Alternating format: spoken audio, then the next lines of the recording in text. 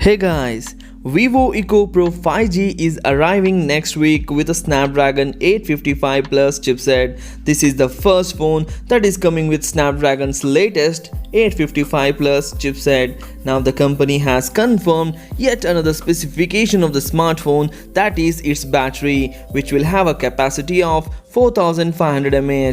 IQOO hasn't revealed anything else about this Pro 5G other than showing off the back of the phone, but thanks to its 10R listing, we know what the phone will look like and most of its internals. The IQOO Pro 5G will run Android Pie and sport a 6.41 inch of display with Full HD Plus resolution, and this display is of type Super AMOLED with a fingerprint scanner under it.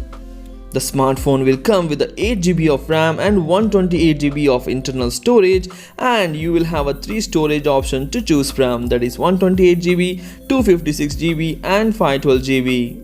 In terms of optics, the IQOO Pro 5G will have a 12MP selfie shooter on the front and a triple camera setup at the back comprising a 48MP primary lens, 13MP of wide angle lens and 12MP of depth sensor. So this camera module will definitely shoot very detailed and neat pictures. So it is now we have to wait for this phone to get launched, and of course we will get a cheapest 5G phone from Vivo, that is Vivo IQOO Pro 5G, whose price is not yet revealed yet, but it is expected to be around $450 in the international market, but it is expected to be around $450 to $500 in the international market. So this is all about the cheapest upcoming 5G phone from Vivo IQOO, that is Vivo IQOO Pro 5G.